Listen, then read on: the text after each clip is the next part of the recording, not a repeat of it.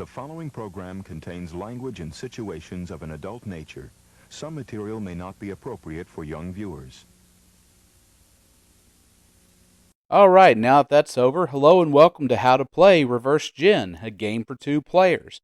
Now, if you've been doing what I've been telling you about, which is go to the Discord server where we talk about traditional card games, dice games, and domino games all day, every day, you would have found this invented game, which was a suggestion by the user Awesome, and it's an awesome suggestion because what do you know, this thing worked. And that was basically to reverse the rummy deck and have it face up instead of face down. Now, I thought about doing that with the art, but something unfortunate would have happened if I did that.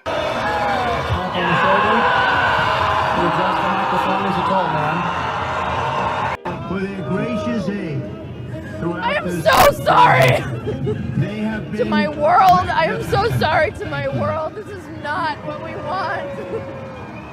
And so we're just going to need a standard deck of cards. We're going to take the jokers out. We're going to shuffle them about 7 times. 7 is a good number of shuffles.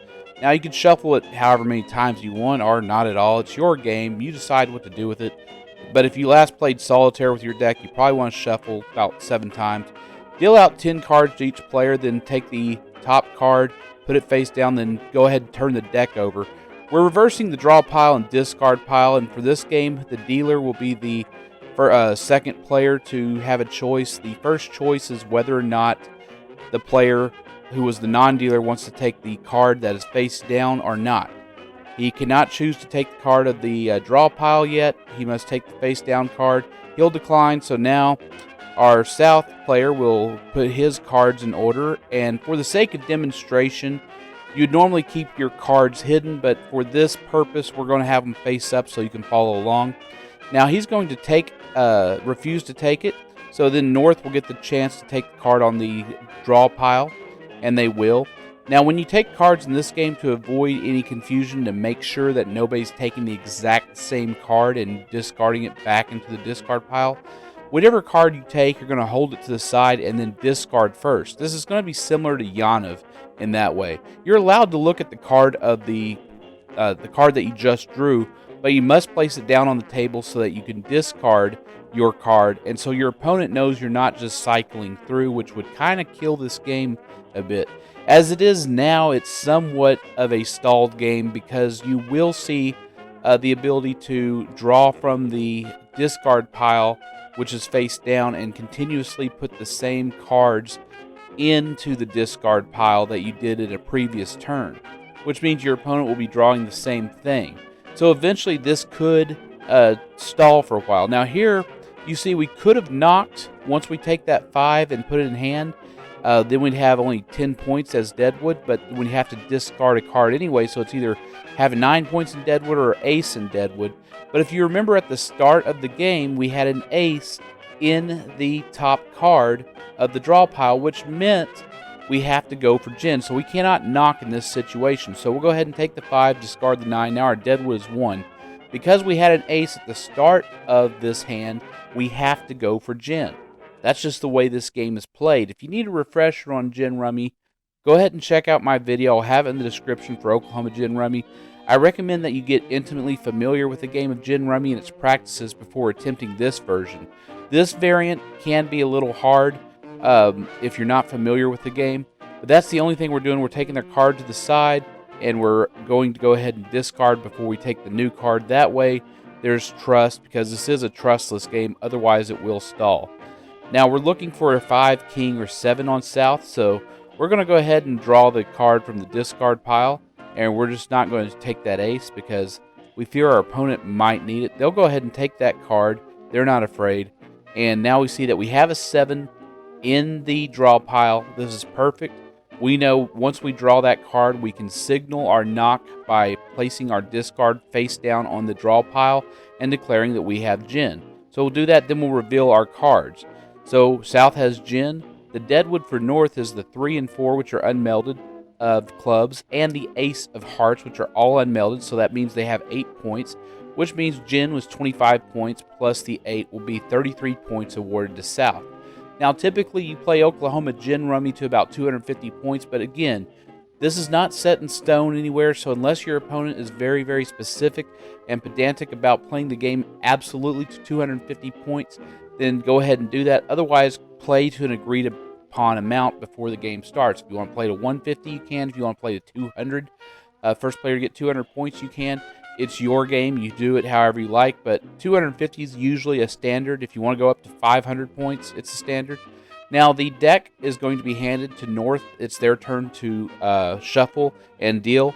He's going to shuffle and deal, and then South is going to be the one to decide if they want the card that is the face-down card of the draw pile, or do they want the face-up card, or face-down card of the discard pile, or do they want the face-up card of the draw pile? Things are reversed in this game, including terminology, which doesn't necessarily have to be the case. Now, I missed a meld on South there. That 8 of hearts should be over with those melds of hearts. But now we're going to have North go ahead and flip their cards over. So South is going to decide if he wants to take it. He declines. North goes ahead and takes. And they have to discard something before they can proceed. So once that discard has happened, that means the turn's over. So now it's South's turn. He finally realizes the error and puts that 8 over there.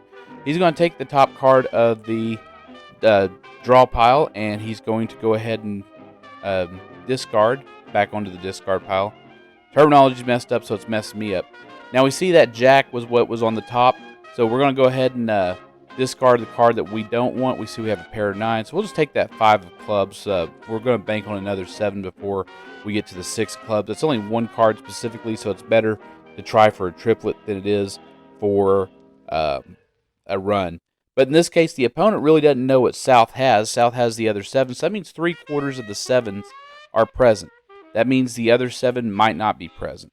So it's something you have to think about in this game. Strategically, you have to card count. You know that there's 4 of each card, 1 of each suit, of each rank. So therefore, if you see 2 of them, that means half of them are gone. If you see 3 of them, then 3/4 are gone. And all 4, well, that means all the cards of that value are in your hand.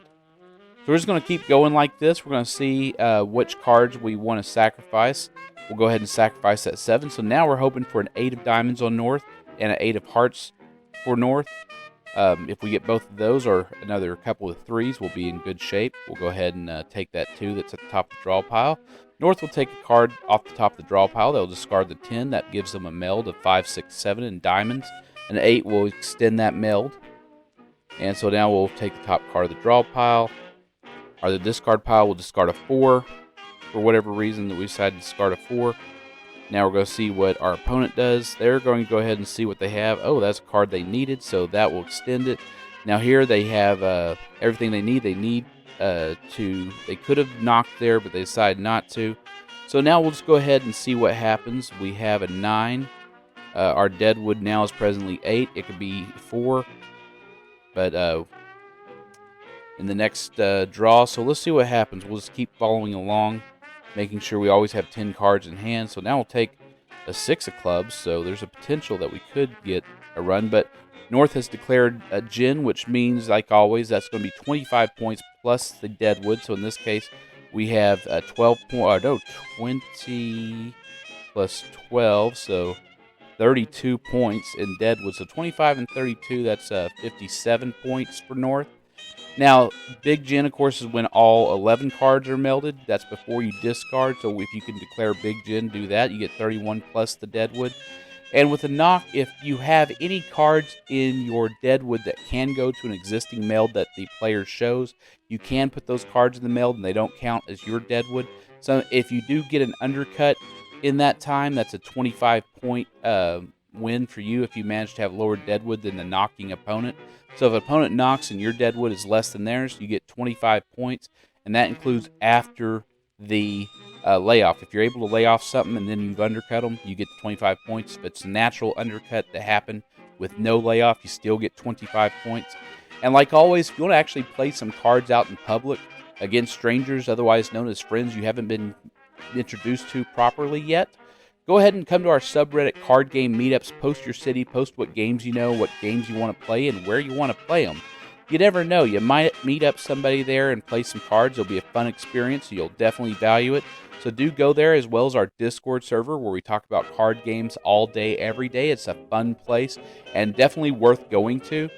So do that if you have Discord. Do call up your friends, let them know you'd like to play some cards. They might say yes, they might say no, but you never know until you go and call. Sometimes you have to be the first person to make the first move. What can I say? Do like, subscribe, and share these videos with other people that you know love playing card games. Do vote in this month's Game of the Month poll. Well, it's not a Game of the Month poll. It's more of a poll of asking what game you anticipate the most or looking forward to the most. Do vote in that. I want to thank today's musicians, and I want to thank everybody who subscribed. We've recently passed the devil's number of 666 subscribers, and we continue to grow, and I'm grateful for that every day. Thank every one of you that has subscribed and occasionally watches these videos, and definitely thank you for those who've tried some of the games on here. These aren't easy games to get people to play. They are obscure games. Nobody's ever heard of them.